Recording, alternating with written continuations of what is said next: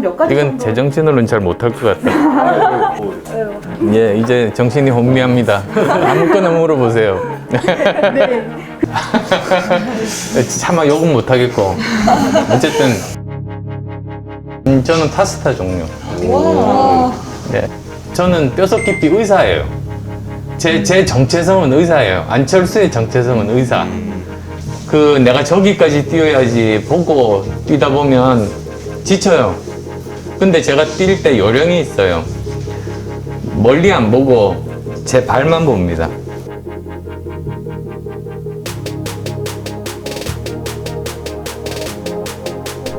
네, 안녕하세요. 21세기 사람 중심의 정치를 말한다 시간입니다. 오늘 이 시간 서울시장 보궐선거에 후보로 나와주신 안철수 국민의당 후보님을 모시고 우리 학생들과 함께 막걸리 대담 한번 진행해 보도록 하겠습니다. 네, 안녕하세요. 예, 안녕하세요. 근데 왜 막걸리가 없어요? 막걸리가 예. 저기 막걸리 좀 주시겠습니까? 네, 감사합니다. 그러면 제가 한 잔씩 드릴게요. 네. 예. 감사합니다.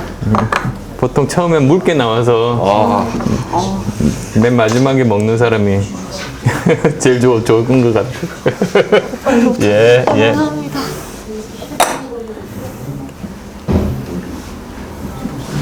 예. 감사합니다. 네. 제가 받아야지. 예, 아이고, 괜찮아요. 예. 네, 감사합니다. 예. 우리 후보님은 한 잔 주세요. 예, 예. 일어서서 아니야. 아이, 그럴 필요는 없는데. 네. 근데 예의. 예, 좀 더. 예. 네네. 예. 굉장히 아끼시네요. 네, 그러면 질문 한 가지 드려보고 할게요. 요즘에 굉장히 바쁘시잖아요. 예, 정말 눈, 코 뜰 새 없다는 말이 실감납니다. 네, 좀 잠을 예. 좀 주무세요? 눈도 잘 못 뜨고 코도 잘 못 뜹니다. 요즘 어제 그 양보 선언을 하시면서 단일화 물꼬를 또 다 예. 수용해 주셨어요. 모두 수용하겠다. 그렇게 멋지게 발표를 해주셨는데 그때 심정이 어떠셨어요? 처음 12월 20일 서울시장 출마 선언 그때가 생각났어요.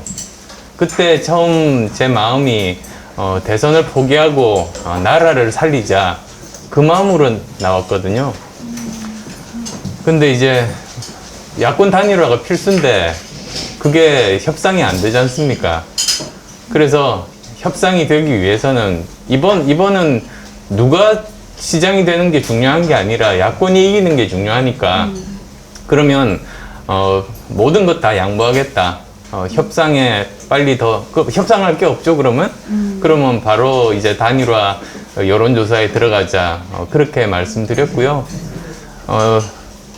아시는 분이 계실지 모르겠는데, 제가 작년 12월 20일 날 출마 선언할 때, 그 옷을 입고 어제 그 발표를 한 겁니다. 아, 그 옷이셨어요? 네, 옷이 한 벌밖에 없어서. 네, 근데 지금 단일화 협상 잘 진행되고 있는 건가요? 저게 제가 좀 이해가 되지가 않는 게요. 이제 협상할 게 없어졌어요. 그러면 바로 여론조사 들어갈 수 있습니다. 아무런 기술적인 문제도 없고 전문가들한테 물어보니까 할 수 있답니다. 근데 지금 이렇게 자꾸 미뤄지고 있어서 실무 협상당이 지금 안 되고 있는 거죠? 실무 협상할 게 없습니다, 사실. 그래서 형식적으로 그냥 만나서 내일 시작하자고만 하면 되는 것인데, 일단은 만나는 시간도 자꾸 그 큰 당에서 미루고 있었고, 아마 이제는 만나기는 했지만 또 거기서 어떤 핑계가 나올지 제가 걱정스럽습니다. 사실 이게 여론조사 빨리 하자는 게 저를 위해서가 아니고요. 지금 이미 박영선 후보는 선거운동 뛰고 있어요. 그런데 우리는 생각해 보세요. 지금 며칠 안 남았는데 만약에 내일부터 여론조사를 시작해도 어떻게 됩니까? 월요일 날까지 해서 화요일 날 발표를 해요. 그러면은 수요일 하루 정도를 준비를 해서 목요일부터 본 선거에 들어가게 되는 거거든요. 그런데 만약에 내일도 못한다, 월요일부터 하자고 하면은 그러면 월화 여론조사하고 수요일 날 발표를 하고 나서 목요일 날 바로 선거운동에 들어가죠. 그렇게 되면 어떤 문제가 생기느냐면 사실은 이제 한쪽은 어쨌든 단일 후보가 되고 다른 한쪽은 실망이 클 거 아닙니까? 그래서 그게 누가 됐든 서로 상대방 당에 찾아가서 위로도 하고 양해도 구하고 협조도 구하고 그리고 현수막을 만들고 그리고 유세차를 돌리는 것도 시간이 필요한데 선거 첫날부터 선거운동을 그럼 못하게 되는 거죠. 그러면 선거 기간 13일밖에 없는데 지금 여당은 13일 다 쓰고 야당은 할 수 있는 여론조사를 안 하고 하루 미뤄서 우리는 12일밖에 이 선거운동을 못하게 되면 그건 야권 전체 손해 아니에요, 사실. 그래서 누가 후보가 되는 게 중요한 게 아니고 빨리 내일 여론조사를 시작을 해야지 최소한 여당하고 똑같은 기간 선거운동을 할 수 있다. 저는 그 말입니다. 그래서 자꾸 연기되는 게 저는 정말 이해할 수 없습니다. 네, 빨리 여론조사 빨리 진행됐으면 정말 좋겠습니다. 네. 맞습니다. 네. 네. 그럼 그거 말고도 이제 저희가 그 후보님 관련해서 선호도 조사를 한번 진행을 해봤어요. 그랬는데 많은 질문이 이제 궁금한 거에 대해서 질문이 많이 나왔거든요. 예. 그래서 한 몇 가지 이건 정도. 제정신으로는 잘 못할 것 같아요. 그럼 예. 예. 짠을 한번.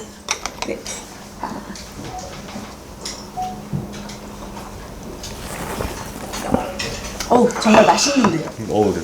네. 예, 이제 정신이 혼미합니다. 아무거나 물어보세요. 네. 그럼 한번 우리 청년들하고 같이 한번 저희가 질문을 같이 모아봤는데 한번 들어가면서 질문을 해볼게요. 현재 그 무주택자라는 소문이 돌더라고요. 노원구 한 아파트에서 한 10년 정도 거주하고 계신다고 그러시는데 맞나요? 예, 정확하게는 2013년이니까 8년째니까 올해 그 계약 갱신해야 됩니다. 계약 갱신 청구권을 저기 써야겠네요. 근데 거기 이제 사연이 있어요, 사실. 저는 기본적으로 그 부동산으로 이렇게 부를 증식하는 거는 나라도 하지 않아야 되겠다. 그런 마음이 있거든요. 그래서 이렇게 집을 사서 강남에 집 사놓고 거주는 딴 데 하고 그러지 않는 사람이고요. 그리고 처음에 제가 그 노원구 상계동입니다. 서울의 동북 쪽에 가장 끝이에요. 끝이죠. 네. 가장 끝이고 의정부 접경이죠. 거기 가서 주민분들을 만나요 뵈니까 한결같이 하시는 말씀이 우리 동네는 국회의원 임기 끝나면 바로 그 다음날 강남 자기 집으로 다 가버린대요. 마음의 상처가 참 심하다 그 말씀 하시길래 아니 저는 국회의원 안 해도 계속 이 동네 살겠습니다 하고 약속을 했어요. 약속? 예. 그래서 지난번에 제가 19대 20대 재선 의원인데요. 20대 국회의원 하면서 대선 출마하면서 제 결기 각오를 보여주기 위해서 자진 사퇴했죠. 근데 보니까 저만 했더라고요. 근데 그 이후로 지금 4년 정도가 흘렀습니다만 지금도 계속 이제 그 자리에서 전셋집에서 잘 살고 있어요. 아니 사실 서울 노원구라고 하면은 거의 끝이거든요. 경기도 사는 거나 마찬가지라서 맞아요. 왕복 출퇴근하는데도 굉장히 시간이 오래 걸리거든요. 저는 그런데 1시간 굳이- 반에서 2시간 걸려요. 그러니까 저 월요일 아침이 되면 차들이 많이 막혀요. 근데 거기 동부간선도로는 워낙 유명하게 막히는 곳이잖아요. 네, 그러니까 사실 저 상계동에서 처음 살림을 시작하거나 직장생활 시작하는 분들이 제일 많이 사시거든요. 그래도 어느 정도 전셋값이라든지 이런 것들이 다른 지역보다는 괜찮은 편이어서. 근데 그래서 거기 많이 사는데 문제는 교통 시간이, 출근 시간이 너무 많이 걸리는 어느 거죠. 정도 걸리세요? 지난번에 통계를 봤더니 각 구마다 거기에 사는 사람들이 평균 출퇴근 시간 평균이 나왔더라고요. 제일 출근 시간이 많이 걸리는 1등이 노원구였고요. 1시간 이상 걸립니다. 평균이 1시간 이상. 지금 뭐 그래도 저는 거기서 1시간 반에서 2시간 정도 이제 저 국회까지, 여의도까지 시간이 걸리는데 다행히 저는 마라톤 하다 보니까 체력이 좋아서요. 졸지를 않습니다. 그래서 그 시간을 사무 시간으로 써요. 그때 뭐 글도 쓰고 뭐 저 여러 가지 분석도 하고 그러니까 알차게 시간을 보내기 때문에 괜찮습니다. 굉장히 긍정적이시네요. 오늘 시간도 아껴서 그렇게 나오신다는데 그 주민들과의 약속 때문에 지금 못 나오시는 못 나오는 게 아니고 안 나오고 있죠. 안 나오는 거다. 못 나오는 게 아니라. 네. 혹시 부인분이신 김미경 교수님께서도 출퇴근을 하실 텐데 예. 오랜 출퇴근 시간 때문에 따로 막 불만 같은 건 없으신가요? 아니 그러지 않습니다. 저 어디입니까? 대학로 쪽에 네네. 서울의대 교수니까요. 전철 타고 갑니다. 한 번 갈아타면 이제 바로 그 앞에서 할 수 있고요. 저희 집도 사실 전철역 근처거든요. 그래서 전철로 출퇴근하고 있습니다. 그래서인지 몰라도 약속을 제일 잘 지키는 후보다 그렇게 평가를 받고 있더라고요. 예. 그런데 혹시 그 문제는 가장 잘 약속을 지켰다라고 생각하시는 그런 거는 무엇인지 궁금하거든요. 주민들하고 약속을 가장 잘 지켰다라고 생각하는 거. 약속을 안 지킨 게 뭔지 기억이 잘 안 나는데. 진짜입니다. 제가 그때 국회의원 하면서 이제 처음 시작하면서 보니까 그때는 상계동 아파트가 옛날 아파트가 많잖아요. 그래서 재건축을 해야 되는데, 뭐라고 해야 되나. 저 용적률이라고 있어요. 용적률이 높지가 않아서 그러다 보니까 아무리 재개발을 해도 채산성이 없는 거예요. 그러니까 그 손해를 보면 지을 수가 없잖아요. 그래서 반드시 이 낡은 아파트를 이제 재건축을 하려면 종 상향이 필요합니다. 그게 저 거주 1종, 2종, 3종 해가지고 거주율이 150%, 200%, 250% 용적률 이런 게 있거든요. 이러다 보면 강의하게 되는데 어쨌든 그거는 집어치우고 그걸 그 전에 국회의원들이 10년 이상 여러 명이 국회의원이었었는데 다 못했던 거예요. 제가 가서 1, 2년 만에 어쨌든 노력해서 그걸 해냈어요. 그래서 거기서 상계동에서 처음으로 8단지인데 재건축 이제 시작되고 그렇게 되면 다른 쪽도 할 수 있으니까요.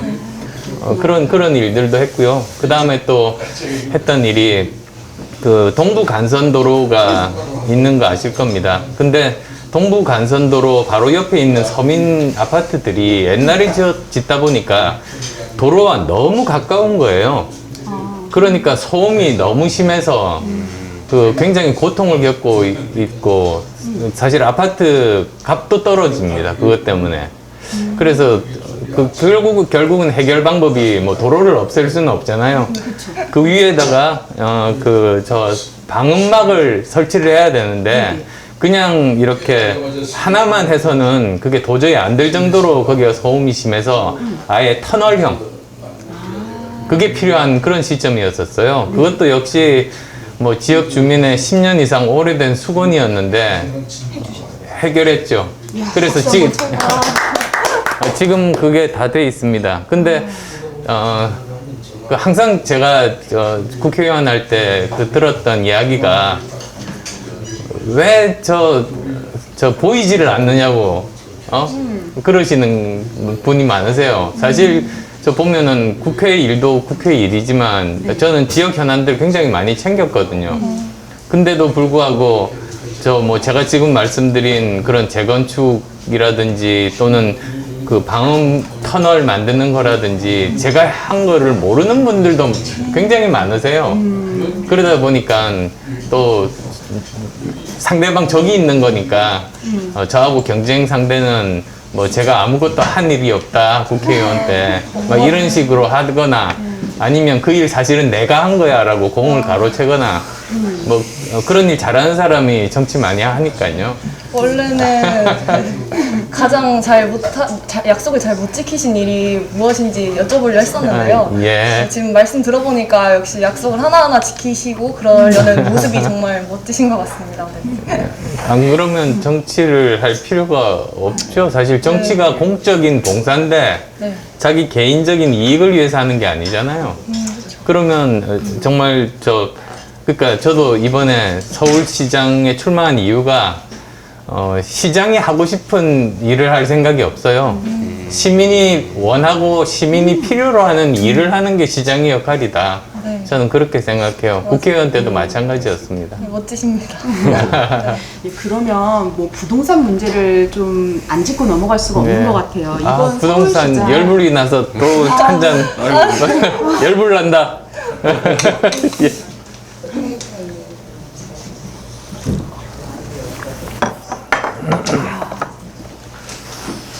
예. 그러면 부동산이 이제 주요 변수예요. 부동산 정책이. 그러면 안철수만의 부동산 정책. 그러니까 우선은 원칙부터 이야기를 해야 될 것 같아요. 사실 부동산 정책이라는 게 그 원칙이 무엇인가? 집 없는 사람들이 자기 집을 마련할 수 있도록 해주고, 그 다음에 또 집 한 채 가진 사람들 주거 안정할 수 있게 해주고요. 그리고 또 투기에 대해서는 근절해야 되는 것 아니겠어요? 그리고 또 그 사회적인 약자들에 대해서는 주거 복지로 해결을 해드려야지 그게 함께 살아가는 사회거든요. 근데 지금 보면은 그게 다 어그러진 거죠, 사실.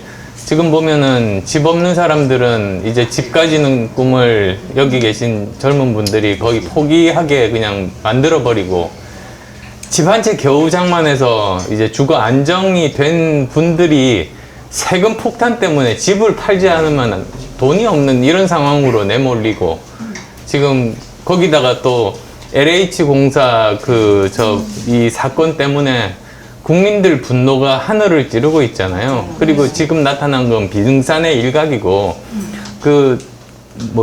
직원들이 그런 정도로 제가 약간 험한 표현을 쓰면 해먹으면, 그러면 그 위는 도대체 얼마나 많이 해먹었을까? 그건 뭐 당연한 건 아니겠어요. 그래서 이런 부분들 때문에 정말로 분노합니다. 그래서 어쨌든 그 정책을 물어보셨으니까 저는 정책이 크게 보면 이제 두 가지예요. 하나는 주택 공급 정책, 그리고 또 하나는 규제 완화 정책입니다. 그래서 우선은 지금 집값이 계속 오르고 있는 이유가 정부에서 너무 그 공급을 억제하고, 그나마도 그 공공 위주로만, 민간의 역할은 완전히 무시하고 공공 위주로만 해서 문제가 되는 거거든요.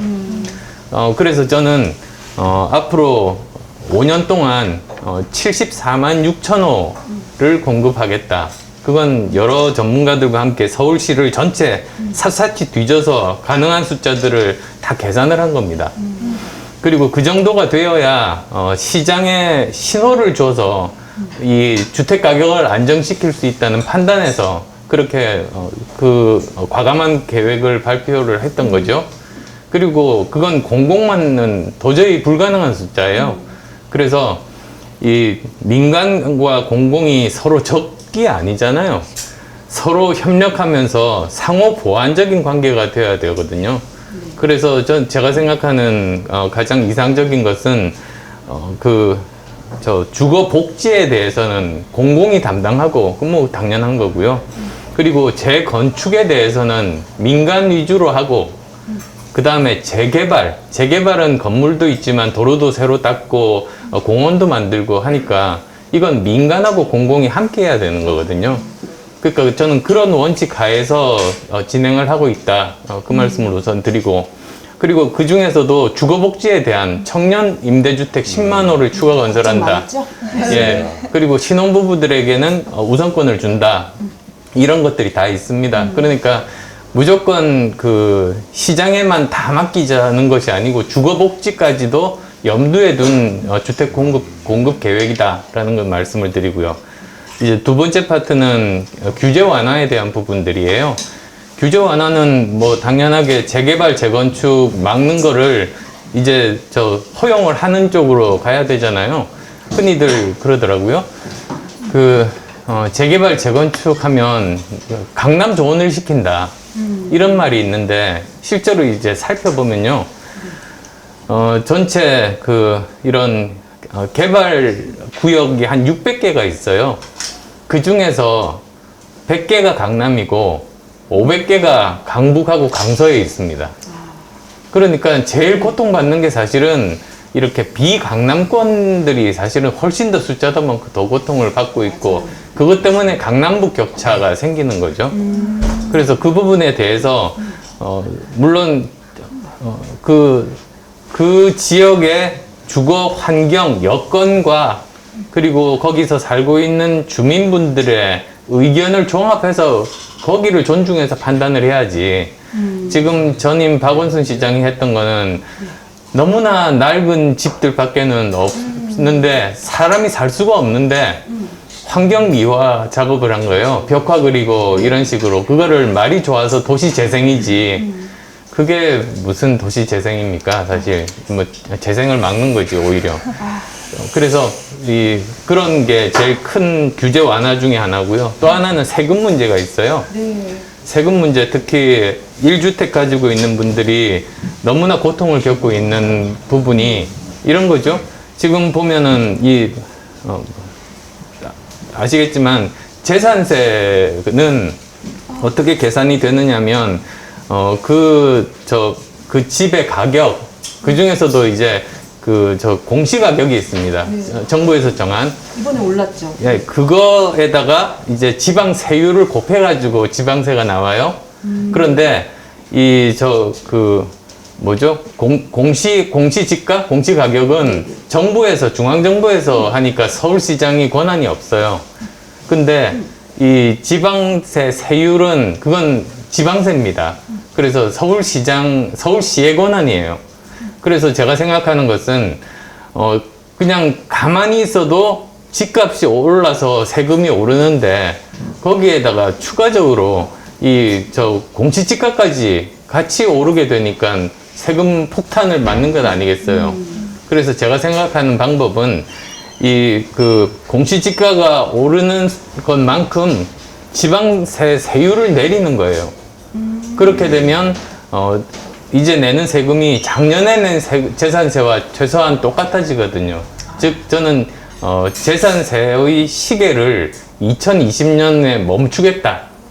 이제 그게 제 공약이고요. 말할 때만 한이 없어서 간단하게만 이 정도로 말씀드릴게요. 꼭 필요한 정책인 것 같습니다. 그런데 이제 저희가 또 이제 조사한 내용에 따르면 안철수 후보님께서 탁월한 경영가다, 탁월한 행정가다, 그렇게 또 나오셨거든요. 동의하시죠? 맞습니다. 네, 맞아요. 또 최초로 바이러스 백신을 개발하신 분 아니겠습니까? 정확하게 알고 계시네요. 거기다 무상배포까지 하신. 예, 어떤 분은 최초로 바이러스 개발한 분이라고 막 그래서 이게 칭찬인지 아닌지. 예, 그래서 저 바이러스 만든 적이 없고요. 백신 만들었습니다. 그랬죠. 사실 저희 젊은 층에서 좀 궁금한 점이, 경영하면 아무래도 또 돈과는 뗄래야 뗄 수 없는 관계인데 혹시 그렇게 개발을 하시고 어느 정도 버셨는지 살짝 여쭤봐도 될까요? 안랩이라는 기업을 창업을 했을 때가 1995년이었었어요.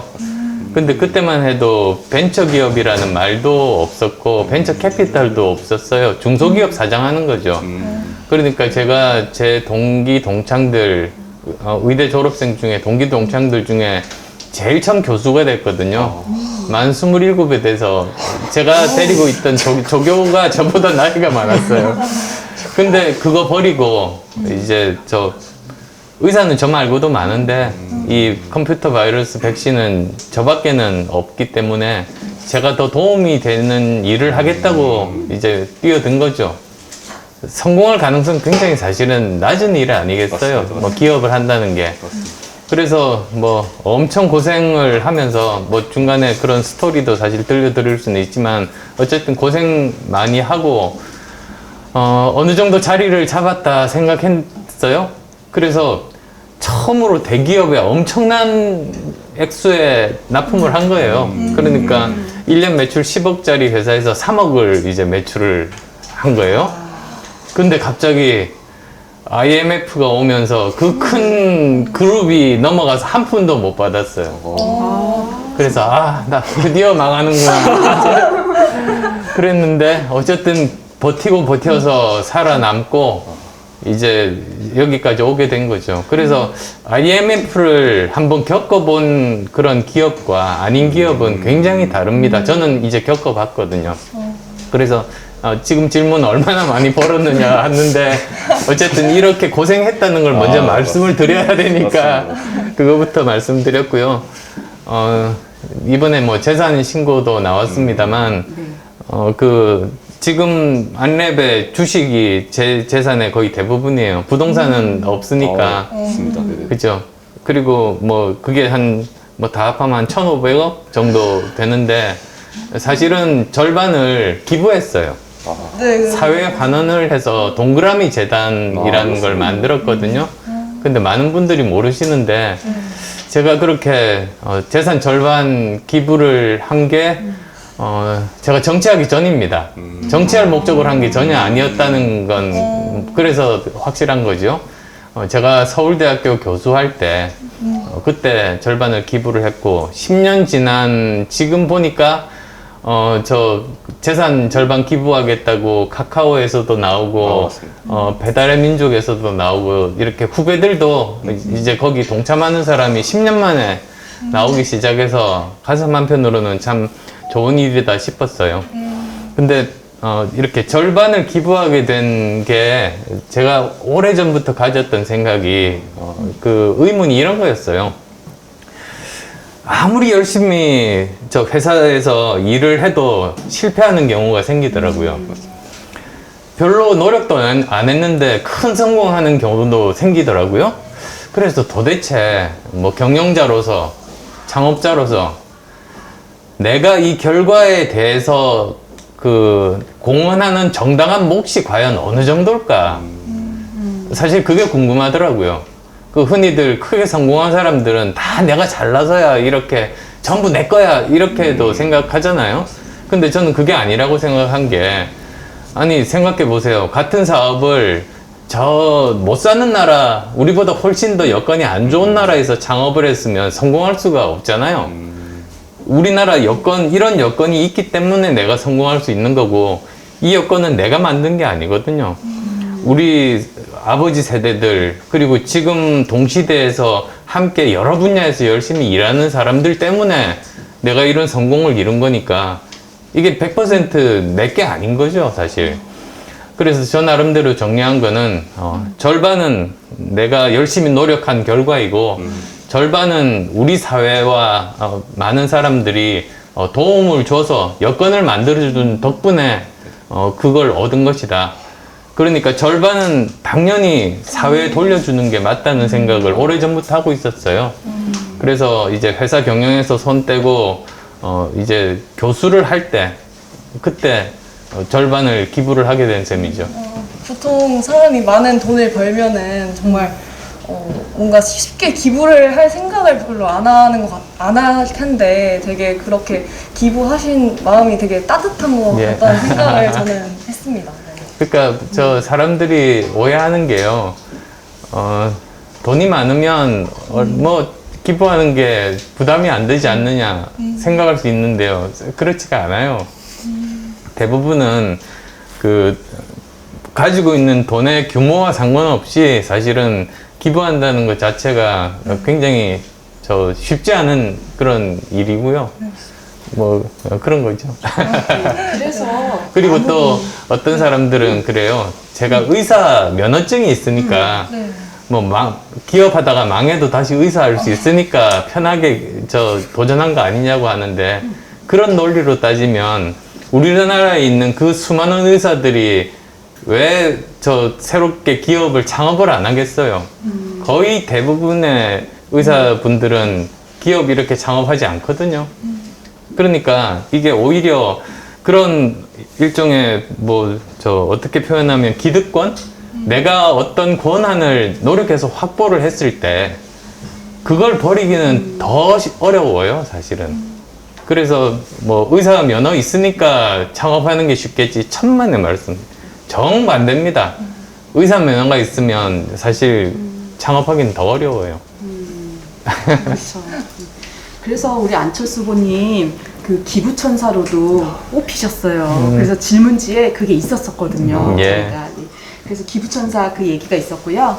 그리고 또 궁금한 질문이 직업 관련돼서도 또 나오던데, 그쵸? 맞습니다. 방금도 뭐 의사이셨다가 창업자셨다가 이제 교수셨다가 도대체 후보님께서는 직업이 몇 개이신 건가요? 정말 궁금하네요. 예, 처음 이제 제가 그 아버님 뒤를 이어서 의과대학에 갔죠.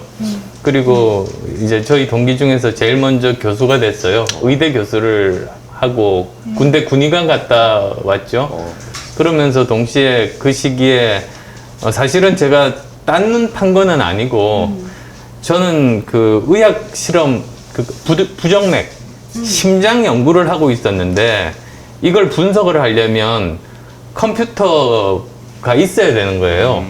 근데 제가 연구하려고 하는 것을 분석을 하는 소프트웨어가 없는 건 당연하잖아요. 그래서 제가 연구하려고 공부해서 소프트웨어를 만든 거예요. 그러다가 그래서 IT 전문가가 됐죠. 의사 잘하려다가 오히려 IT 기술을 익히면서 결국 IT 전문가로서 V3 개발해서 무료로 배포하고요. 저는 사회로부터 받은 것이 참 많다고 생각을 해서 그거 무료로 배포하는 게 당연하다고 생각했어요. 뭐 돈 받고 팔면은 얼마나 많이 벌겠냐고 하는데 저는 학교에서 공부만 하던 사람이 사실은 뭐 이런 뭐 음식이라든지 도로라든지 집이라든지 이런 건 다 다른 분들이 여건을 만들어줘서 학생들은 공부만 할 수 있는 것 아니겠어요. 그러니까 나도 계속 받는 입장이 아니고 뭔가 저 일을 하면 좋겠다. 조금이라도 도움이 되는 일을 하면 좋겠다. 그런 생각이어서 처음 의과대학 다닐 때는 의료 봉사 활동했고요. 그게 작년에 대구 코로나19 때 가서 의료 봉사했던 것까지 계속 이어진 거죠. 제가 그때만 한 게 아니고 벌써 저는 저 의과대학 다닌 거의 한 40년 전부터 저는 사실 그렇게 했었고요. 그리고 이제 그 V3를 만들 때도 같은 마음이었어요. 많은 사람들이 그걸 쓰다 보니까 아 나도 드디어 사회로부터 받은 조그만 역할이라도 할 수 있는 사람이 됐구나. 그게 저한테 너무 기뻐서 다른 돈 벌 생각 없었어요. 그래서 무료로 그렇게 7년 동안이나 배포를 했던 거고요. 그 다음에 이제 더 이상 의사도 하고 V3 백신도 만들고 못하니까 의사는 나 말고도 많고 이건 나밖에 할 수 없는 일이라서 벤처기업을 창업을 한 거거든요. 그러니까 그게 이제 세 번째 직업이었죠. 그리고 그 다음이 또 있어요. 예, 그 다음이 회사가 안정이 돼서 제가 그냥 아무 일도 안 해도 회사가 잘 돌아가더라고요. 원래 이렇게 회사가 시스템을 잘 만들어 놓으면 그렇게 되거든요. 권한 위임 많이 하고 아주 다져 놓으셨으니까 예, 잘 자기가 돌아가죠? 모든 거 결정하려고 꽉꽉 손에 쥐면은 그 회사가 잘 안 돌아갑니다, 사실. 저는 그런 타입은 아니고 권한 위임의 타입이어서.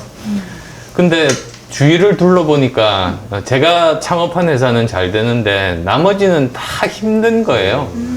그리고 특히 그 당시가 청년들이 점점 그 직업 갖기도 어려워지고 여건이 급속하게 어려워지고 있던 그런 때라 그러면 이 회사는 전문 경영인이 맡아서 경영하게 하고 나는 그러면 또 청년들과 이런 벤처기업 창업가들을 도와주는 역할을 해야 되겠다. 그래서 카이스트에 갔죠. 거기서 이제 기술경영 전문대학원이라고 있습니다. 거기서 학생들 가르치고 그리고 창업가들 돕고 그리고 무료로 컨설팅 해주고 그게 또 교수로서 이제 제 네 번째 인생을 산 시작이었고요. 그러다가 이제 저 국민들의 부름을 받고 이제 정치를 시작한 지 8년 반이 됐네요. 10년 안 됐어요, 아직도. 느낌은 한 30년 한 것 같은데. 되게 다양한 직업을 경험해 보셨네요. 예, 5번째 일을 하는데, 근데 저는, 다른 일을 하고 있다는 생각이 전혀 안 들어요. 왜 그러냐면, 사실 저는 뼈속 깊이 의사예요. 제 정체성은 의사예요. 안철수의 정체성은 의사. 의사는 두 가지가 있어요. 의사가 가질 마음가짐 제일 중요한 두 가지. 첫 번째는 다른 사람을 도와주겠다는 마음. 공적인 봉사. 이렇게 그게 제일 안 그러면 의사 되면 안 되죠, 사실. 다른 사람을 도와주겠다는 생각이 없이 나만 생각하면 그건 의사 되면 안 되거든요. 두 번째는 문제 해결 능력이에요. 그러니까 요즘은 여러 가지 뭐 진단 방법도 많이 발달했는데 옛날에는 진단 방법도 별로 없고 해서요. 어떤 환자분이 내가 무슨 병이라고 이렇게 이마에 써붙이고 오지 않으니까 어디가 아프다고 하면 철저하게 조사해서 진단을 하고 치료를 하는 문제 해결사가 의사거든요. 그런데 제가 이제 IT 전문가로 V3 만들 때 그게 문제 해결사잖아요. 그리고 무료로 배포했어요. 의사로서의 공적인 마인드가 그대로 있어서. 그리고 나서 이제 기업을 창업을 했죠. 그런데 기업을 창업을 하고도 여전히 일반에게는 계속 무료 배포했거든요. 그러니까 여전히 그런 공적인 그 마인드하고 문제 해결 같이 갖고 있었고요. 그 다음 대학 교수를 할 때도 학생들과 기업이 가진 문제를 해결하고 그러려고 간 거니까. 그리고 안랩 지분 절반 1,500억 기부해서 이제 그 재단을 만든 거죠. 그리고 지금도 마찬가지인 것 같아요. 정치하는 게 사실은 두 가지잖아요. 공익을 위한 봉사, 그리고 사회가 가진, 그리고 굉장히 사회적인 약자들이 고통받는 사회 문제 해결. 그래서 저는 다른 일을 평생 하고 있다는 생각은 안 들어요. 똑같은 마음으로 하고 있는 거죠. 제가 이제 화제를 조금 바꿔가지고 재미난 걸 하나 자료를 찾았거든요. 예, 아유, 뭔가 긴장된다. 네. 그럼 같이 예, 아이고, 예.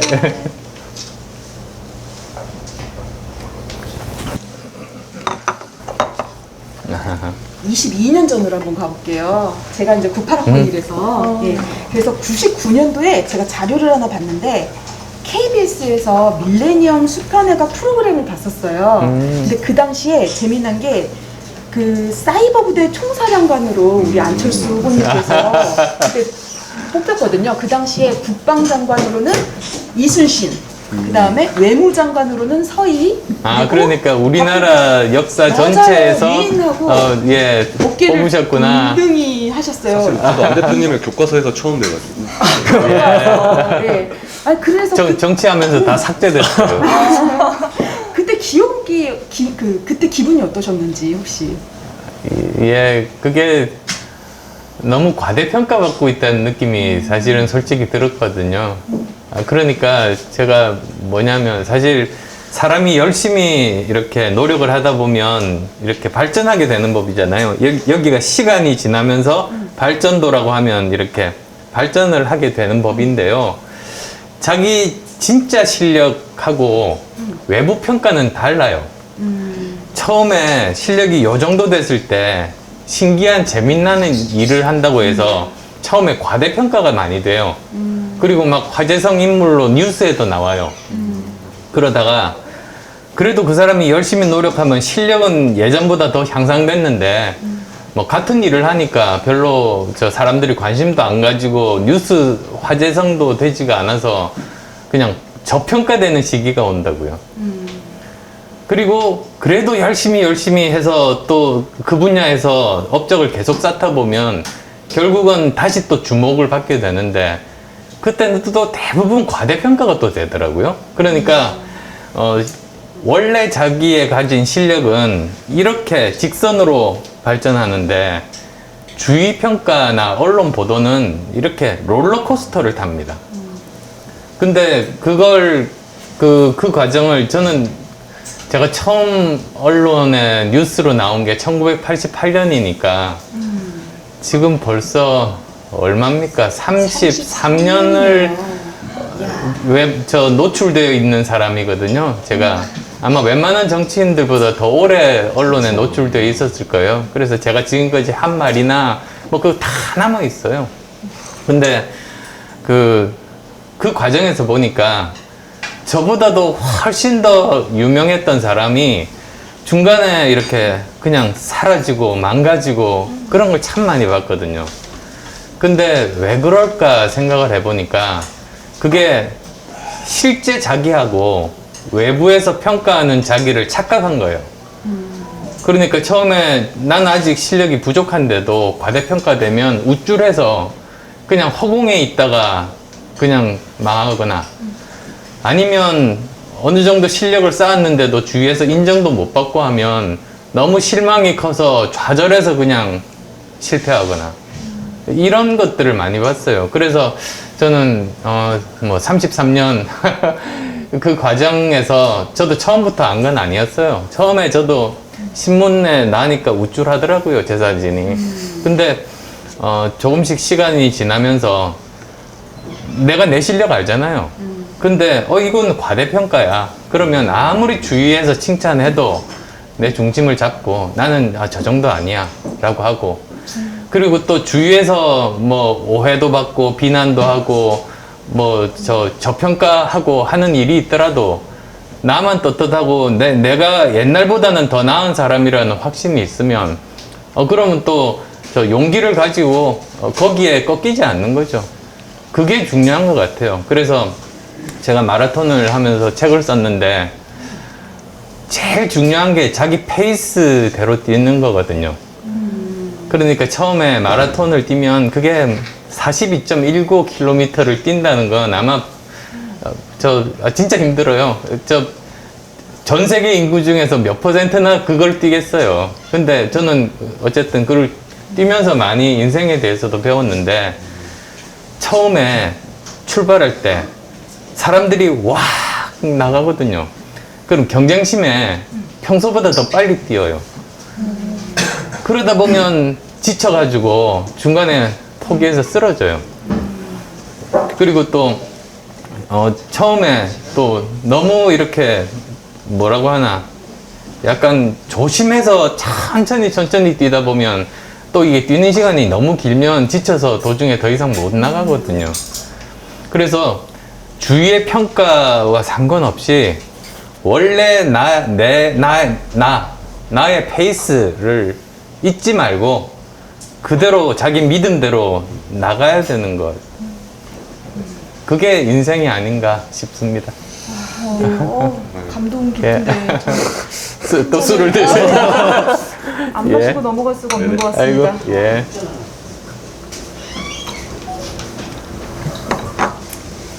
그러면 다음으로 현재로 다시 돌아올게요. 현재로 돌아와서 윤석열 검찰총장과 더 큰 입원을 만들겠다 이렇게 말씀을 해주셨어요. 그래서 또 윤 전 총장하고 통했다. 그게 이제 언론 기사로 많이 나갔는데 혹시 윤 전 총장님 전화번호 알고 계세요?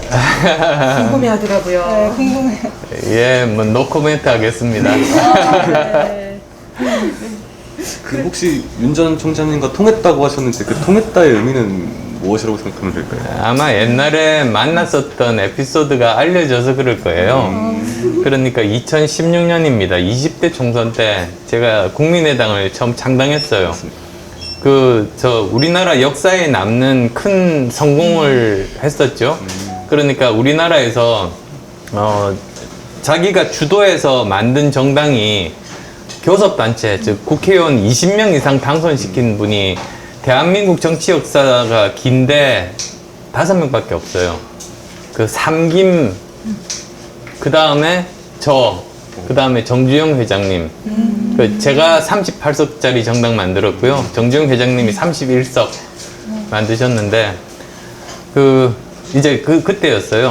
비례대표로 영입을 할 생각을 하고 아는 분을 통해 소개로 만나서 같이 전역을 한 적이 있습니다. 그때가 또 그 윤 총장님이 제일 힘든 시기였어요. 현 정부의 탄압을 받아가지고 좌천돼서 아주 힘든 시기였었거든요. 그러니까 그러면 오히려 정치권에서 역할을 하시는 게 더 좋은 그런 일이 아닐까. 그분을 위해서도 국가를 위해서도. 그래서 만나서 이야기를 나눴더니 본인은 이 검사로서 더 충실하게 자기 일을 열심히 하겠다 그러시더라고요. 그래서 참 멋있는 사람이다. 저는 그렇게 호감을 가지고 헤어졌고요. 또 나중에 다른 분 통해서 이렇게 듣다 보니까 만나보니까 다른 정치인들하고 다르게 이렇게 뒤에서 머리 굴리고 뭐 등에 칼 찌르고 이런 타입의 사람이 아니라는 거를 아셨대요. 검사면은 딱 보면 알거든요. 그래서 저에 대해서 그렇게 좋게 생각하셨다는 그런 이야기도 전해서 또 들었습니다. 근데 뭐 그때 인연 한 번이고 지금은 응원하는 입장이죠. 그래서 야권의 많은 지지자분들이 마음 둘 데가 없다가 이제 그분에게 모였잖아요. 어떻게 보면 그분은 거대한 댐의 역할을 하시는 거예요. 정권 교체가 되어야지 우리나라가 다시 살아날 수 있다. 다시 공정과 정의를 지킬 수 있는 나라다운 나라가 될 수 있다. 그런 희망을 가진 사람들의 마음을 모두 다 담는 거대한 댐인 거죠. 그래서 그분이 아직 정치를 한다고 선언은 안 하셨으니까 어떻게 될지는 모르지만 정치를 하시든 또는 안 하시든 정권 교체에 도움이 되는 역할을 하시면 좋겠고 저는 정치권 바깥에 있다가 들어온 사람이잖아요. 저도 그렇죠. 만약에 윤 총장님이 정치를 하시면 저와 비슷한 상황이실 거예요. 근데 저는 뭐 옛날에도 그랬지만 처음 하는 일은 항상 실수 많이 했어요.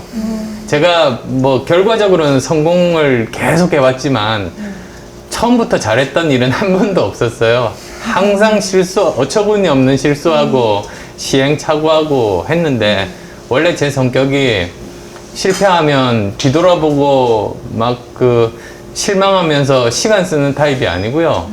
실패하면 뒤돌아보고 내가 다시 저런 실수 안 하려면 어떻게 해야 되나 그 생각만 하는 타입이거든요. 그래서 저는 한 번 한 실수는 안 하는 사람이에요. 그건 저 의사 때도 그랬고 V3 만들 때도 그랬고 회사 경영할 때도 그랬고 교수할 때도 그랬고 정치도 마찬가지인 거죠. 그래서 최소한 만약에 그분이 정치를 하시겠다고 마음을 먹으신다면 저는 뭐 아무것도 바라는 거 없어요. 저처럼 실수하지 마시라. 저 잘못 판단한 실패 경험담을 들려드릴 수는 있을 것 같아요. 그건 우리나라에서 저밖에는 못해요. 처음부터 완벽한 사람은 없기 때문에 그래도 실수 그럼요. 로도 경험을 충분히 하셨으니까 시행착오 하면은 안 될 정도로 지금 나라가 엄중해서 이제 그런 마음을 갖고 있다. 뭐 그 정도만 말씀드리겠습니다. 너무 멋지신 말씀이시네요. 네. 그러면 그 합당 의사도 얘기를 해주셨어요. 그런데 또 일각에서는 김종인 위원장과 갈등설이 이제 돌고 있는데 과연 가능하겠냐 그런 말이 돌고 있는데 그거에 대해서는 어떻게 생각하세요? 우리가 이번 서울시장 선거를 야권이 이기고 나면 이제 모든 사람들의 관심이 대통령 선거 1년도 안 남았습니다, 사실. 네. 내년 3월 9일이니까 1년 안 남았잖아요. 네. 얼마 없어요.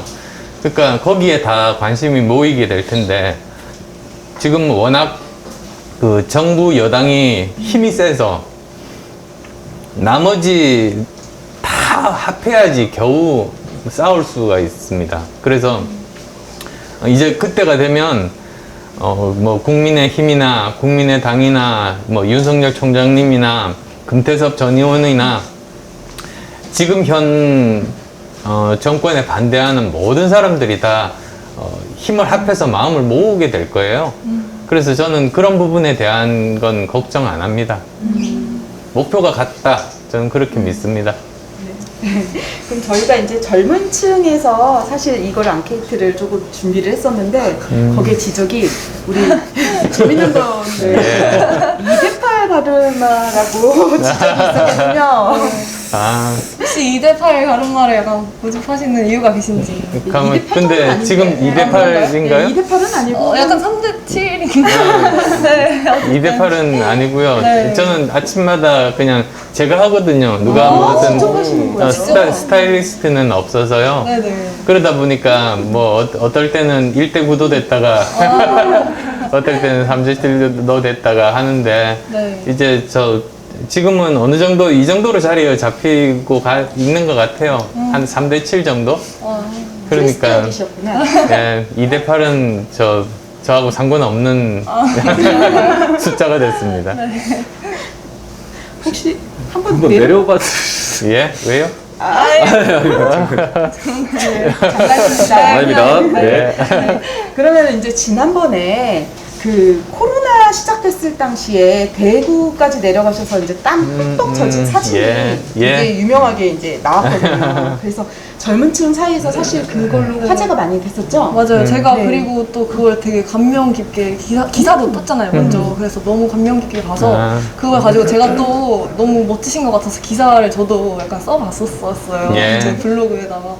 네. 그리고 딱 대구 터졌을 때 가셔가지고 직접 막 정치적 목적이 아니고 진짜 우리 국민 시민 그 확진자들을 치료하기 위해서 한 걸음에 딱 달려가시는 모습을 보고 저는 그거에 되게 감명받았던 것 같아요. 그래서 그때 사실 감염 위기랑 그런 거 무서우셨을 텐데 그때 네. 느낌 어떠셨어요?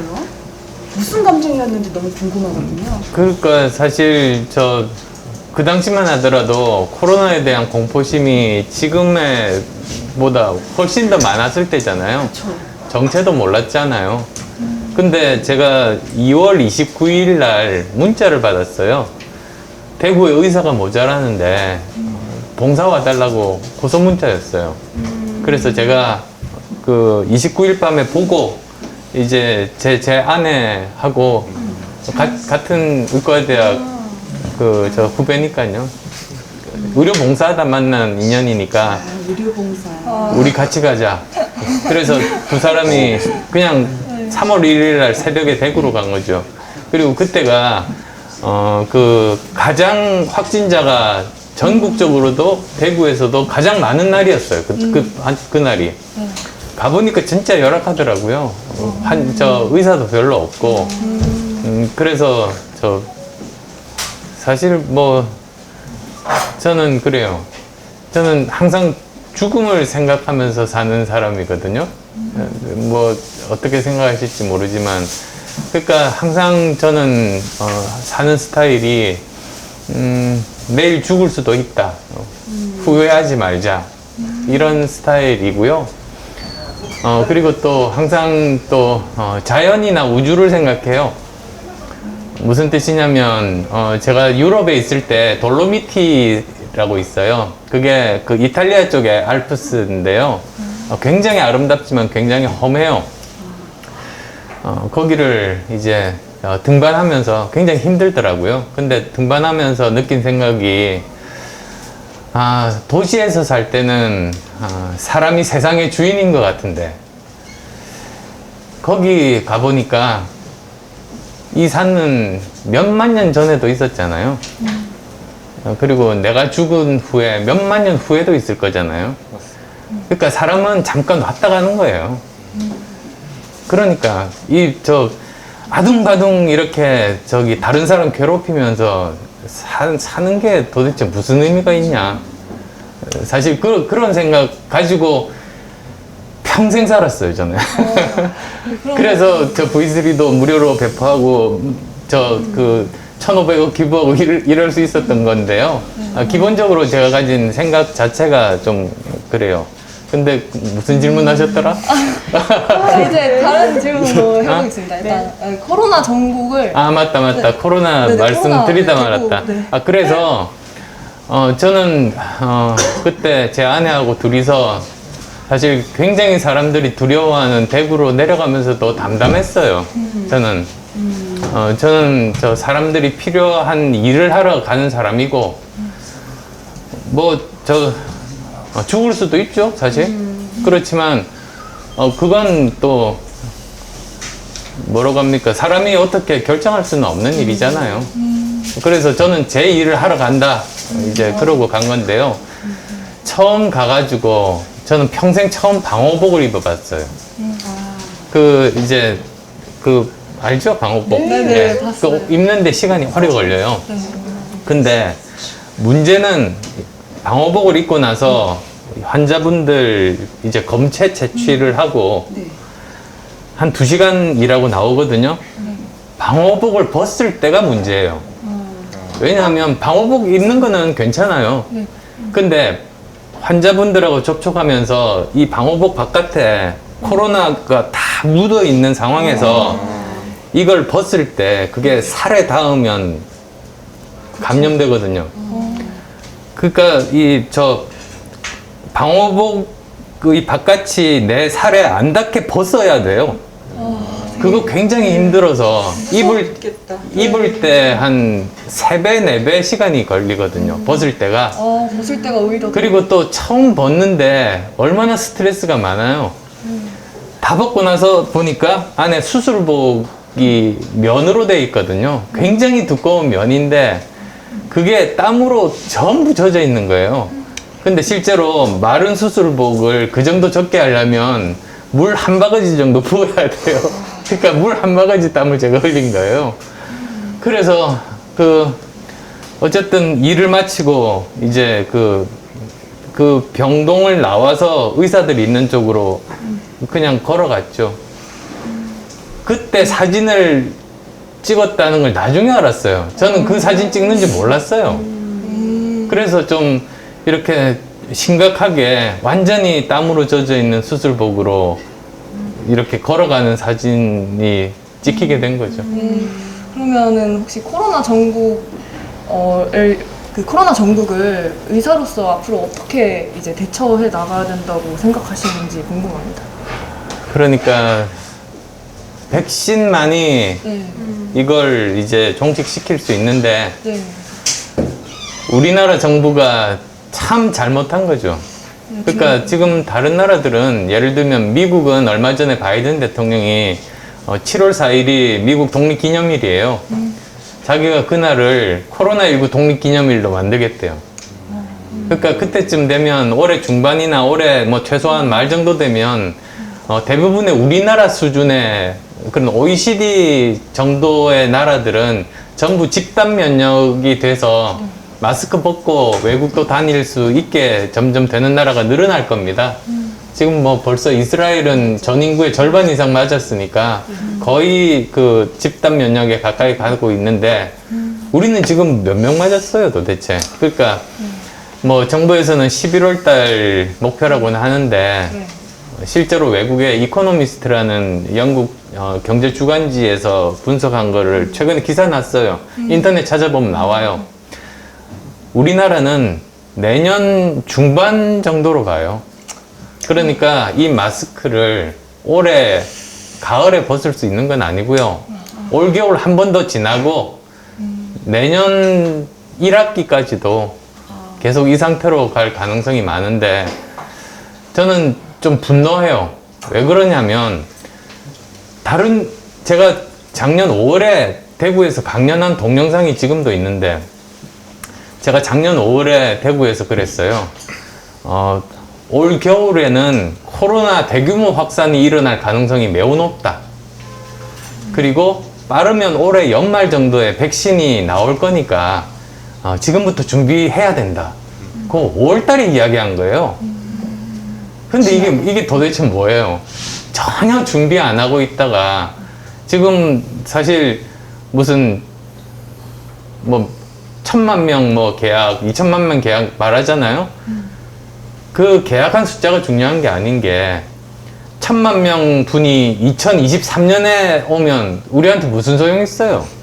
중요한 거는 3월 달에 몇 개의 어떤 종류의 백신이 우리나라에 들어오고 누가 만질 대상인지를 3월, 4월, 5월, 6월 국민들이 알게 해줘야 내 인생 계획을 세울 수 있는 거지.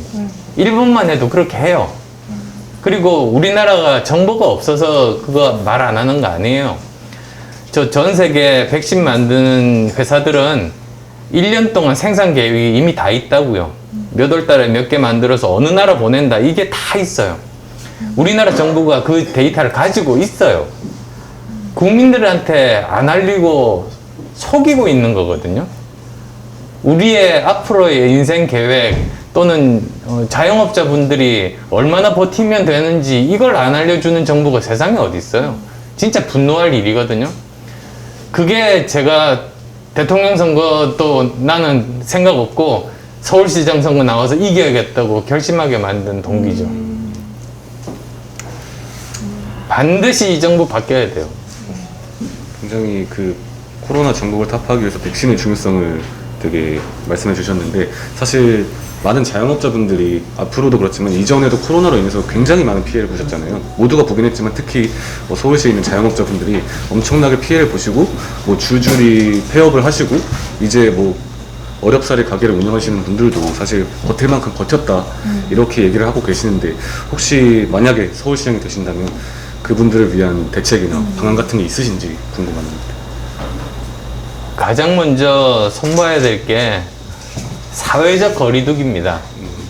이게 사회적 거리두기 방법이 우리나라는 너무 주먹구구식이에요. 과학적인 기준으로 만들어야 될 거를 너무 주먹구구식으로 만들어서, 지난번에 보니까 그 실내 체육관 이렇게 허용 기준 같은 게 나왔거든요. 근데 검도는 되지만 해동 검도는 안 되고, 복싱은 되는데 킥복싱은 안 되고 막 이런 식이에요. 이해할 수 없는. 그리고 무슨 헬스 클럽에서 개인 교습은 허가 안 되는데 바로 옆에 있는 학원에서 아이들 10명 체육 교습은 허용이 되고, 카페에서 커피만 파는 카페에서는 먹으면 안 되고 음식까지 먹는 카페에서는 먹어도 되고. 맞아. 이런 식의 진짜 이건 무슨 도대체 차마 욕은 못 하겠고, 어쨌든 이런 거를 바꿔야 돼요. 그 과학적인 기준으로. 과학적인 기준이라는 거는 가장 기본적인 건 밀집, 밀접, 밀폐거든요. 그러니까 밀집이라는 건 이 정도 식당이면은 몇 명 정도 들어오면 되는가. 즉 평소 정원의 30%, 20% 이렇게 기준을 정할 수 있잖아요. 그 다음 두 번째로는 여기 10명이 들어올 수 있다고 하는 걸로 부족해요. 10명이 한쪽에만 모여 있으면 또 안 되니까 사람과 사람 간의 거리라든지 테이블 간의 거리에 대해서 그걸 정해야 돼요. 그게 밀접도거든요. 밀접. 그 다음에 밀폐라는 거는 이제 공기, 특히 실외에서는 감염이 잘 안 돼요.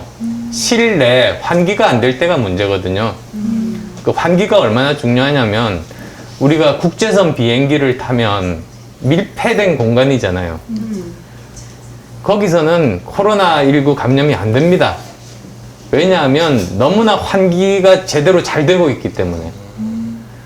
그래서 환기가 중요해요. 그래서 환기 기준도 있어야 돼요. 그게 밀폐에 관련된 기준이란 말이죠. 즉 어떤 식당에서 밀집, 밀접, 밀폐의 기준만 잘 지키면 영업해도 된다.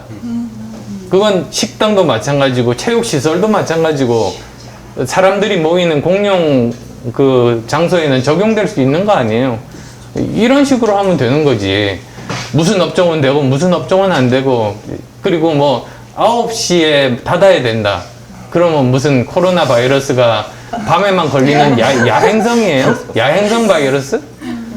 그런 게 말이 안 돼서, 저는 그걸 전문가들을 모아서, 제가 시장이 되면 전문가들 다 제 의사 선배나 후배들 있잖아요. 다 모아가지고 거기서 민관 합동 그 코로나 방역 그 대책위원회를 만들어서 거기에서 새로운 사회적인 기준을 만들고 그걸 정부에다가 제시하고, 이건 또 정부가 허락해야 되는 거니까 질병관리청 같은 데서 그걸 이제 서울시에 도입하고 효과가 입증되면 다른 도시로 확산하고, 저는 그럴 생각입니다. 와, 되게 네. 좋은 부분인 것 같아요. 네. 네, 그러면은 다음으로는 또 하나 나온 게, 안철수 후보님은 살림남이다. 살림을 잘하는 남자로 지금 뽑혔어요. 그래서 직접 밥도 하고 그러신다는데 사실인가요? 그러니까 제가 저 캠퍼스 커플이잖아요. 저 1년 후배니까 같은 가톨릭 학생회 출신이니까요. 그러니까 그것도 사연이 있는 게 제가 처음 의과대학 가고 나서 뭔가 내가 사회 봉사할 수 있는 길이 없을까 생각하다가 의료 봉사를 해야 되겠다는 결심을 했어요. 동아리를 아무리 찾아봐도 의료 봉사만 하는 동아리가 없더라고요. 의료 봉사는 전부 종교 동아리에서만 해요. 그래서 제가 가톨릭 신자도 아닌데 가톨릭 학생회를 들어간 거예요. 그래서 거기서 열심히 의료 봉사 활동하고 거기서 제 아내도 만나고 그랬던 건데요. 근데 어쨌든 무슨 질문? 밥을 잘 예.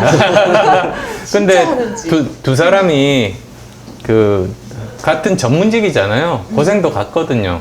그래서 저는 집안일이라는 게 그 여자 일이라고 생각 안 해요. 육아도 여자 일이라고 생각 안 해서 제가 평생 한 번도 못 해본 말이 집에 가서 밥 줘. 그 말이었습니다. 그래서 먼저 온 사람이 밥하고요. 밥하는 거 쉽잖아요. 그리고 요즘은 또 저 전기밥솥이 막 너무나 잘 나와서요. 옛날 구식 전기밥솥만 하더라도 이렇게 쌀 씻어가지고 그 뭐 1인분, 2인분 이 컵 있잖아요. 하고 그 다음에 이렇게 손을 이렇게 쌀 위에 대고 여기 이렇게 손이 여기 다 덮일 정도로 물을 부으면은 대강 되거든요. 그렇게 해서 밥을 지어요. 진짜 밥을 그래서 지으시네요. 네, 그러게요. 그게 어렵지도 않은데 왜 밥을 안 지어요? 먼저 퇴근하는 사람이 밥을 지어야지. 예, 그러면 혹시 가장 잘하시는 요리는 있으세요? 저는 파스타 종류. 와, 네. 멋지다. 그러면 그리고 요즘은 또 밀키트라고 나오잖아요. 네네네. 그러니까 그냥 이렇게 뭘 전자레인지에서 데워 먹는 것보다 네. 오히려 미리 재료들을 뭐 저희 두 사람밖에 없는데 네네네. 막 뭘 대량으로 살 수는 없더라고요. 그래서 밀키트에서는 미리 먹을 만큼 이렇게 있으니까 그걸 가지고 요리하면 훨씬 더 쉽게 할 수 있더라고요. 네, 밀키트를 자주 이용하시는 후보님이셨어요. 요즘 간편하게 다들 먹고 하니까. 예, 그리고 또 뭐 미슐린 스타 레스토랑의 그런 레시피로 만든 밀키트 막 이런 것도 있어서요. 뭐 하나 추천해 주셨는데 저도 바로 한번 이번 주에 사보도록 예. 하겠습니다. 네, 그럼 한번 돌발 퀴즈 한번 가볼게요. 정말 생활에 대해서 많은 걸 네. 밀접하게 알고 있는지. 혹시 현재 전철 요금 아시는지? 1250원이잖아요. 그러니까 예. 정답이세요. 예. 맞아요. 예.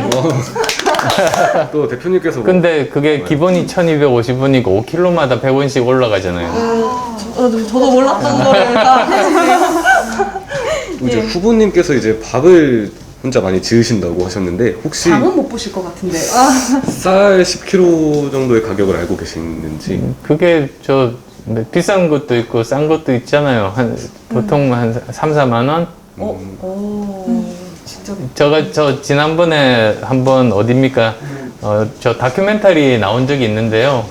제가 주로 새벽 배송 그거 주문하거든요. 그렇구나. 예. 그래서 막 알아요. 근데 보다 보면 그래서 가격 변동이 참 심하더라고요. 막 그 날씨에 따라서 요즘은 막 대파가 너무 비싸가지고 안 사야겠다. 막 이런 생각을 하면서 보죠. 네, 그렇구나. 네.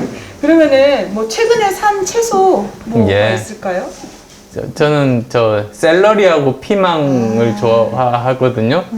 근데 요즘은 토마토가 잘 나오더라고요. 옛날하고 다르게 토마토 종류가 너무나 많아서요. 그리고 또 어떤 사이트에서 우편 주문을 하면 아마 직접 배달이 되나 봐요. 거기서 굉장히 싱싱하고 토마토가 참 여러 종류 맛있는 게 많습니다, 요즘. 네, 살림남 범준 되셨습니다. 통과. 네, 그러면은 네 이제 다시 한번 돌아가서 그 지난번에 그 기자회견에서 나만이 무결점 후보다 그걸 주장하셨어요. 그래서 자신만의 가장 큰 장점 그게 무엇인지 궁금해졌거든요. 예. 너무 많은데 그냥 저 세 가지만 말씀드리면 저는 일단 이번이 LH 저 문제 때문에 사람들 분노가 많잖아요. 맞아요. 부동산. 그래서 사실 뭐 죄송스러운 말씀이지만 내곡동 같은 문제도 없고요. 저는 도쿄에 아파트도 없습니다. 그 다음에 또 그 두 번째로는 저는 과거 정부나 또는 과거의 시정에 대한 빚이 없어요. 그래서 아마 그 이번에 만약에 오세훈 후보가 단일 후보가 된다면 지난 5년 동안 시에서 있었던 모든 자료를 지금은 민주당이 다 가지고 있거든요. 그래서 그 중에서 사실이든 아니든 선거 기간 내내 이렇게 의혹 제기를 할 겁니다. 그러면 이번 선거가 사실은 민주당을 추궁을 해야 되는 선거인데 오세훈 후보는 추궁 당하다가 그냥 선거 끝날 거예요. 그래서 근데 저는 그럴 염려가 전혀 없다는 것이고요. 그다음 세 번째로는 우리가 이번 선거를 이기는 것도 중요하지만 대선 승리가 중요합니다. 근데 대선 승리하려면 야권의 그 지지층을 확장을 하지 않으면 이길 수가 없어요.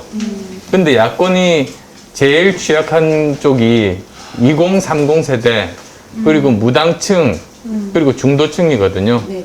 근데 제가 이렇게 여론조사들 보면 아시겠지만, 저는 20, 30 세대하고 무당층, 중도층에서의 지지가 박영선 후보보다도 높아요. 그래서 제가 야권 단일 후보가 되고 시장 선거에서 승리하면 이제 야권 지지층이 확장이 돼서 우리 야권이 대통령 선거에서 그분들은 그러면 다 야권 찍을 겁니다. 그러면 정권 교체 가능성이 높아지는 거죠. 그러니까 세 가지만 이야기하니까 섭섭하네요. 해주셔도 되지만 네, 그래도 막 이번에 네거티브 약간 양상으로 흐르더라고요. 분위기가 그래서 무결점 후보라고 계속 주장을 하셔서 저희도 그 부분에 대해서 많이 신경을 썼고요. 아니, 그리고요. 네네. 저는 이번에 서울에서 제일 중요한 현안이 사실은 코로나19잖아요. 네네. 코로나19가 이번 시장 임기 내내 가장 중요할 텐데 저는 임기 첫날부터 코로나19 대응할 수 있는 유일한 사람입니다. 왜 그렇게 생각하시는지. 저는 의사이고 이미 그 정책들도 제가 아는 수많은 저 의사 인맥들을 통해서 이미 다 알고 있고 문제점들을 그 다음에 저는 또 직접 환자 진료를 했잖아요. 대구 동산병원에 가서 그 경험도 있고 그걸 살려가지고 정말 서울 시민들의 생명과 안전을 지키는 그런 시장이 되겠다. 그런 포부를 가지고 있습니다. 그럼 인생 좌우명 혹시 있는지 너무 궁금하거든요. 정치 철학. 굉장히 좀 너무 궁금한데요. 굉장히 시시한데 괜찮아요, 그래도. 매 순간 최선을 다한다 거든요. 근데 그게 제가 또 마라톤 예를 들게요. 뛰다 보면 목표가 멀리 보이잖아요. 사실 1km가 굉장히 멀거든요. 그래서 저는 중랑천을 따라 뛰는데 저 멀리 보이는 데까지 다리까지 가면 1km고요. 그 다음 또 더 멀리 이렇게 가물가물 보이는 데가 2km고 이렇게 있어요. 근데 내가 저기까지 뛰어야지 보고 뛰다 보면 지쳐요. 뛰어도 가까이지지를 않아서 너무너무 힘든 거예요. 근데 제가 뛸 때 요령이 있어요. 멀리 안 보고 제 발만 봅니다. 그래서 제 발이 하나씩 한 걸음씩 이렇게 딛고 앞으로 나가는 그것만 열심히 집중하다 보면 어느새 이제 목표 지점까지 가더라고요. 그러니까 이게 매 순간 최선을 다하는 것이 사람이 할 수 있는 유일한 일이고 결과는 하늘에서 주신다. 그런 뜻에서 제 좌우명이 매 순간 최선을 다하자입니다. 네, 이번 보궐선거는 서울 시민에게 맡긴다고 하셨죠? 네, 그렇습니다. 민심이 천심이니까요. 그러니까 하늘에 맡긴다는 게 서울 시민들의 민심에 맡긴다는 거죠. 네, 그럼 마지막 질문으로 갈게요. 마지막으로 그냥 서울 시민들에게 해주실 말씀 있으신지. 뭐 간단하게 말씀드릴게요. 저는 말만 잘하는 해설사가 아닙니다. 저는 일 잘하는 해결사가 되겠습니다. 그리고 정치권에서 정말 많은 경험을 쌓았습니다. 뭐 여러 가지로 폄하하는 사람도 있습니다만 저는 정치권 바깥에서 있다가 정치권에 들어와서 지금까지 버티고 있는 제일 오래된 한국 기록을 가지고 있는 그런 끈질긴 사람이고요. 그리고 또 큰 이런 조직에서 안락하게 편안하게 정치한 것이 아니라 정말 황무지에서 혼자서 일어나서 정당도 만들고 지금까지 살아온 그런 사람입니다. 그러니까 뭐 제가 약하다거나 무슨 정치적인 돌파력이 없다거나 이런 거는 다 그건 저 정치적인 공세이지 사실이 아니거든요. 그러니까 이제는 제가 서울 시민을 위해서 이제는 봉사해야 될 것 같아요. 지난 8년 반 동안 정말 많은 경험을 하고 성공도 실패도 있었습니다만 그래서 누구보다도 저는 잘할 수 있다고 생각합니다. 한국적인 환경에서 어떤 일을 하려면 누가 어떤 방식으로 방해를 시작하고 그러면 그걸 넘고 이 일을 관철시키기 위해서는 어떻게 하면 된다는 거 우리나라에서 저만큼 잘하는 사람 없을 겁니다. 그래서 서울 시민 여러분 일할 기회를 주십시오. 제가 성과로 보답하겠습니다. 네. 네. 그러면 네, 22년 전부터 우리 컴퓨터도 발달하지 않은 그 시점에 사이버 총사령관으로 뽑히셨었고 거의 이순신 장군과 어깨를 들으면 그런 분이시고 또 약속을 잘 지키는 후보시고 또 살림도 잘하시면서 무결점 후보 그리고 또 기부천사까지 네, 모든 걸 겸비하신 우리 안철수 후보님과 우리 오늘 함께 했는데 오늘 21세기 사람 중심의 정치를 말한다. 네, 막걸리 대담 이상으로 마치도록 하겠습니다. 감사합니다. 예, 아유, 고맙습니다. 막걸리 한잔 하지. 예.